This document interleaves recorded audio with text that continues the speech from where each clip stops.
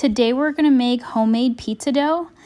When I do this process, I enlist the help of my sister here, Tori, and we get a bunch of pizza doughs done all at once and we store them in the freezer. Whenever you're ready to have pizza, you just put them in the fridge for 24 hours and then place them on the counter for maybe 15 minutes before you shape them and make your pizza to put in the oven. Please ignore me running around. In the food processor, Tori is putting 1 tablespoon of sugar, 1 teaspoon of salt, and 3 cups of all-purpose flour. Over by the sink, what I'm doing is taking the temperature of the tap water and getting 1.5 cups of water that's around 110 degrees Fahrenheit. Once I get that water, I'm adding 1 packet of instant yeast to that, and you'll see Tori stir up the active yeast.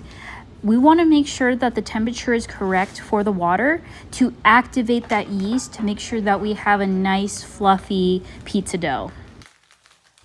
You want to have that water yeast mixture sit for 5 minutes, and once it's ready, you're going to use the food processor and slowly pour in the water yeast mixture into the dry ingredients. It's really important to do this step slowly. There was one time that I just threw in the water mixture and the pizza dough turned out to be like a rock.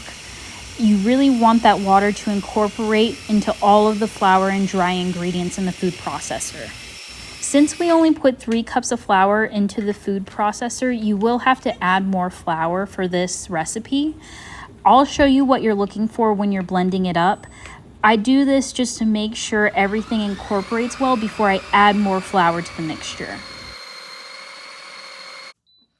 You'll see here that once it starts blending up, the pizza dough is pulling away from the side of the food processor.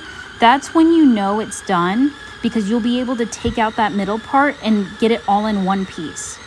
If you don't have a food processor, that's totally fine. You could do it in a blender. It may be a little bit more difficult because there's more blades in a blender, or you could do it by hand.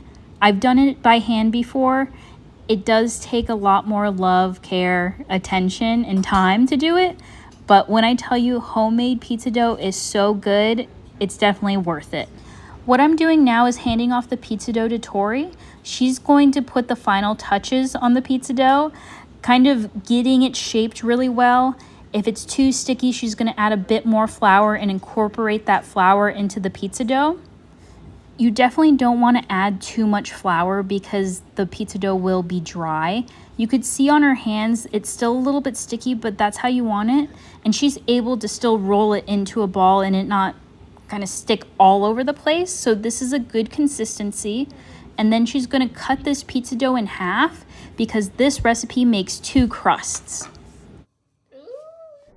In each freezer bag, she put a little bit of oil and she's coating the pizza dough to make sure it's covered in oil, and we're going to seal them up and put them in the freezer.